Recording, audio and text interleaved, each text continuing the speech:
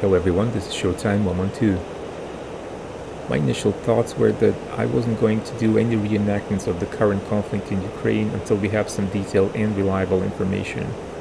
And we still don't have much of that. But some sort of an assessment can be done. Serious portals and YouTube channels are doing them. And in many historical cases, decades can pass without us having a perfectly clear picture of certain things and which of the two conflicting sides is telling the truth. In case you don't know, this video is created using DCS World, a flight simulation. Please don't use any part of this video and present it as actual war footage. Reenacted scenes are for the most part just guesswork and illustration. Also, some of the assets we will use might not be 100% accurate, but instead approximated by similar ones that are available in the game. To answer the question from the video title, how much do we know about the air war in Ukraine? Short answer is little. If you're following the war closely, you will probably not find much new information here. And some of that might later prove to be wrong. Think of it more as a sort of an overview of what things look like right now. This crisis had been cooking for a while, and it eventually erupted with the Russian attack on Ukraine in the early hours of February 24th. And I'm not even going to waste my breath on mentioning their motivations for this invasion. As it's already expected in modern warfare, the opening moves consisted of launching many cruise and ballistic missiles at defenders' air bases, radars, air defense units, and command centers. But one thing that made it different from conflicts fought by Western powers was a lack of follow-up precision airstrikes. Generally speaking, the use of Russian fixed-wing aircraft seems to have been rather limited. Russian Ministry of Defense was quick to announce that Ukrainian air defenses and air bases had been neutralized. This would soon prove to be wrong because Ukrainian aircraft were apparently active long after that. It seems like airworthy airframes were dispersed, and those destroyed on the ground were mainly non-operational ones.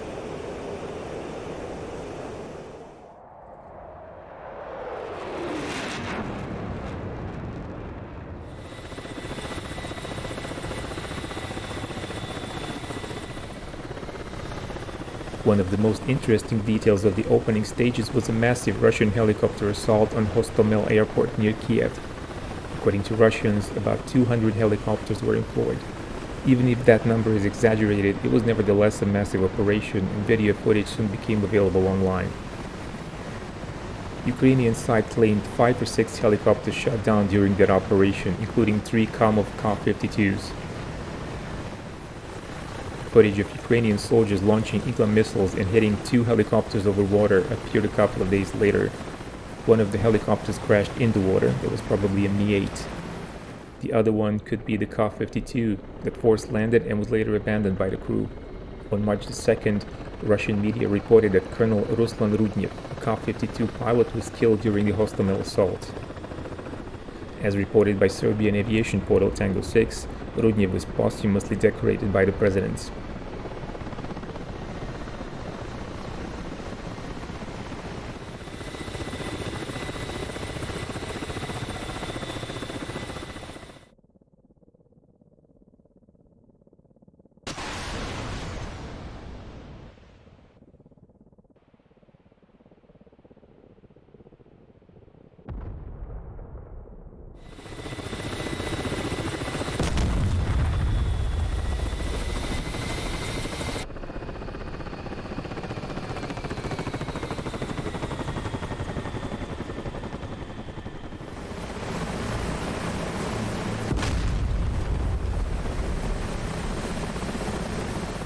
Одиннадцать, 12, 13, 14, 15, 16, 17. Есть! Есть! Два! Два! Два!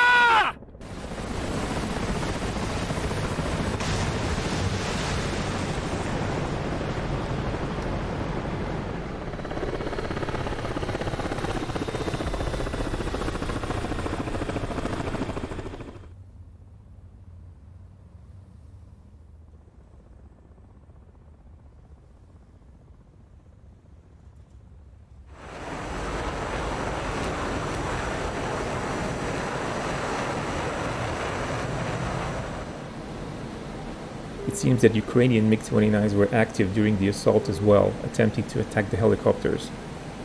There is no clear confirmation that they were successful, although Ukrainian side claims at least one Mi-8 shot down. Some sources say the Russians planned to bring in 18 to 20 Il-76 transport planes with additional troops, but this wasn't possible. Ukrainians seem to have restored the control of the airport temporarily, but they eventually lost it to Russians.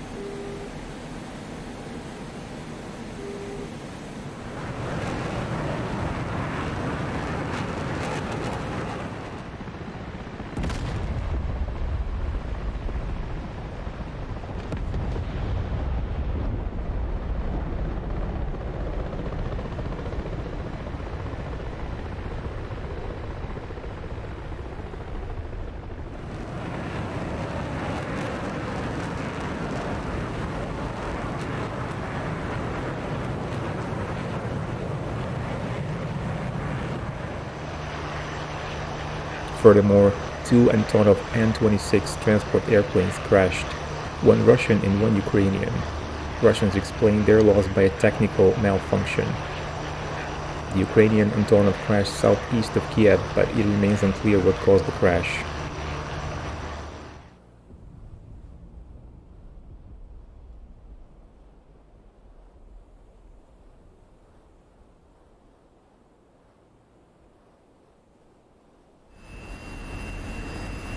One Ukrainian Su-27 landed in Romania, where it was intercepted by Romanian F-16s. Reasons for this remain unclear. Possibly, the pilot couldn't land back to any of the Ukrainian air bases when he needed to, and landing in Romania remained the only option. The airplane returned to Ukraine on March 2nd, escorted by Romanian MiG-21s, but without its missiles.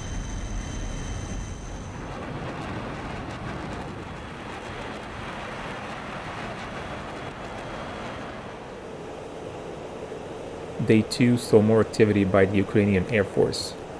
Ukraine lost at least one Su-27 over Kiev. This was possibly Colonel Alexander Oksanchenko, a well-known Su-27 display pilot nicknamed Grey Wolf. He had retired from flying in 2018 but volunteered to return to service. He was posthumously decorated by President Zelensky on 28th of February. Although the official citation claims he died in air combat diverting enemy aircraft, some sources claim he was shot down by a Russian S-400 SAM system. Russians even claim he was mistakenly shot down by Ukrainian Buk. Some more pilots were decorated posthumously. Major Dmitry Kolomyets is described to have saved his brothers by diverting the fire of enemy aircraft and was eventually shot down by an enemy aircraft.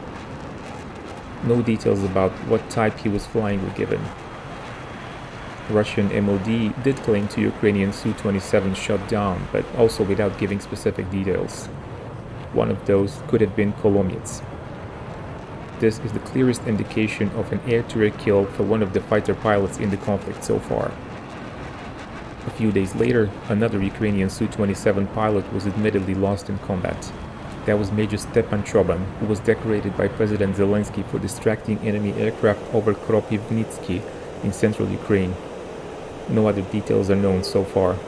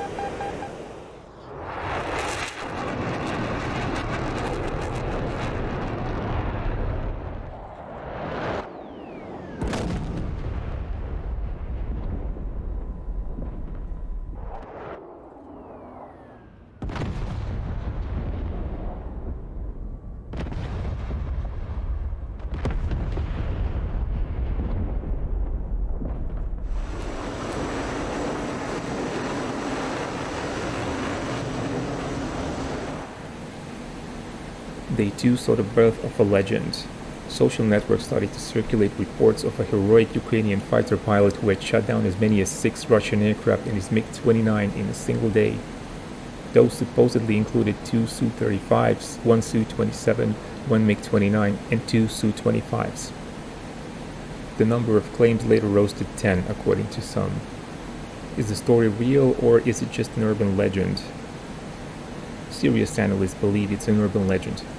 A single pilot scoring 6 kills against an numerically superior enemy flying such formidable fighters is not a very likely story. That is not to say that it's impossible. Should it prove to be true, it would be one of the greatest stories in military aviation ever. Even Ukraine didn't officially confirm the story, but just posted later that one of their pilots might be the Ghost of Kiev.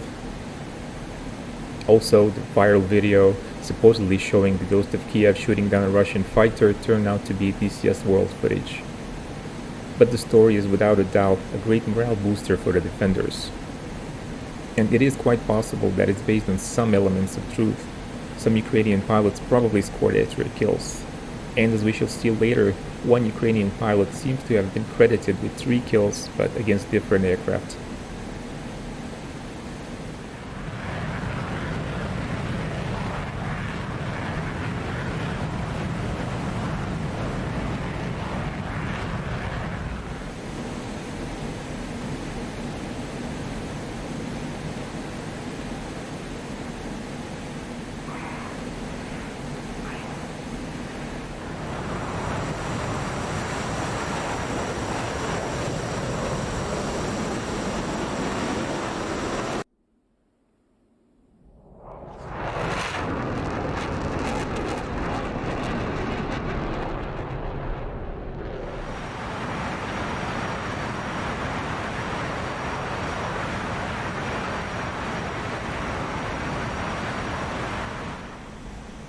On day 4, Russian Ministry of Defense claimed that 56 Ukrainian radar systems had been destroyed until then.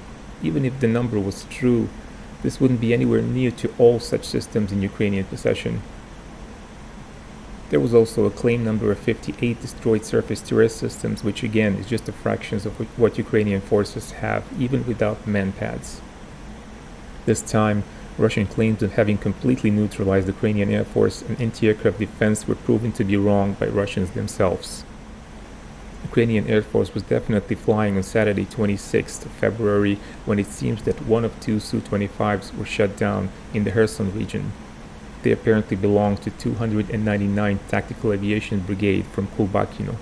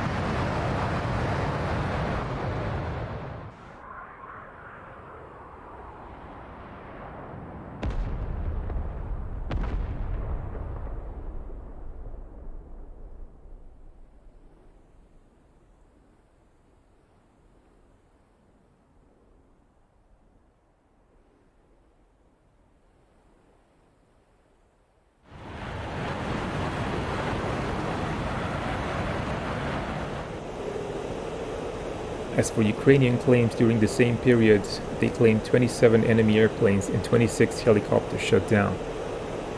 This also included 2 Ilyushin Il-76 heavy transport airplanes, at least one of them shot down by Su-27s. These numbers are probably exaggerated to an extent, but some footage did show up, and there is no doubt that many low-level flying Russian aircraft were hit. As for the Ukrainian pilot shooting down an Il-76, more details became available on February 28, when President Zelensky decorated 12 Ukrainian defenders, 6 of them posthumously. Colonel Alexander Vladimirovich Mostovoy, commander of the 831st Tactical Fighter Brigade, is described to have shot down an Il-76 and 2 Mi-24 helicopters near Vasilkovo, thus preventing an airborne assault. Senior Lieutenant Andrei Gerus was also decorated for shooting down another Il-76 over the city of Kropyvnytsky, thus preventing the landing of Russian troops with weapons. No details were given, and it is not clear if Gerus is a pilot or a member of the anti-aircraft defense. Lieutenant Colonel Andrei Kruglov was also decorated for leading the Buk air defense system and personally destroying 2 Russian helicopters and 1 aircraft. Where or which types, it is not clear.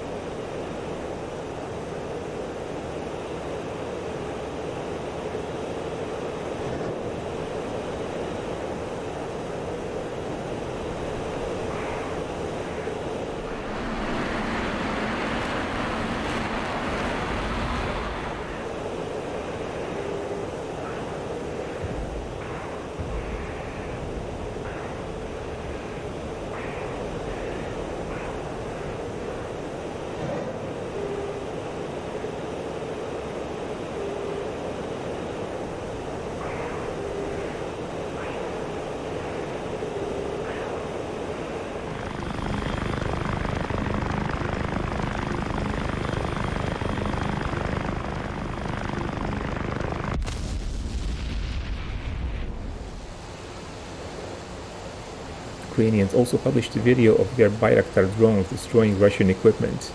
This included one SA-11 Buk surface-to-air system. The Turkish weapon has once again proven to be highly effective, although confusion and ineffectiveness on Russian side probably helped. Russians claim having destroyed at least 5 of these drones, but no evidence was provided. There are recent reports that Turkey delivered more Bayraktar drones to Ukraine after the start of the conflict. Those could be just deliveries of previously ordered quantities. Ukrainians even produced a pop song about the Bayraktar, probably the first song about a combat drone. After 2 days, it had nearly 1 million views on YouTube.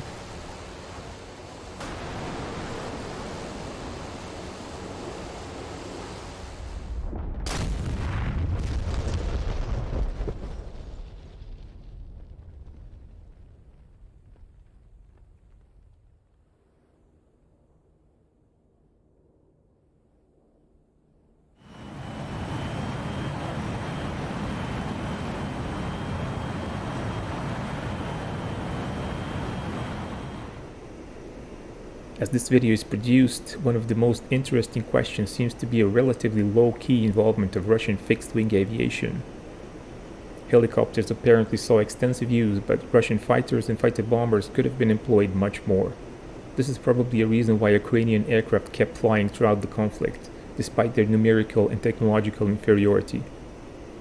Possible explanation might be the lack of precision-guided ammunition stockpiles. Even in Syria, more than 95% of weapons deployed by Russian fighter bombers were unguided. Combined with the lack of effective targeting pods, Russians might be reluctant to use dumb weapons, especially in urban warfare. Another explanation might be the lack of confidence in their ability to safely deconflict aircraft sorties with the activities of Russian surface-to-air missiles and coordinate with ground forces in general. Insufficient training and number of flying hours per year is mentioned by some analysts too. Russian Air Force introduced plenty of new aircraft in the last decade, but lack of their ability to effectively employ them in such a complex and contested environment might lead to reluctance of their use, which in turn might reveal a gap between externally perceived capabilities and reality. Or it might be just the Russians were so confident that Ukraine would fall easily that they didn't even develop plans for intensive use of their air force, because they never believed they would be needed. They might be working on such plans right now. In the following days, we will see if Russians will intensify their use of fixed-wing aircraft or even switch to indiscriminate bombing similar to what they practiced in Syria. If you found the video interesting, don't forget to press the like button, support the channel on Patreon if you're able to, and keep watching Showtime 112.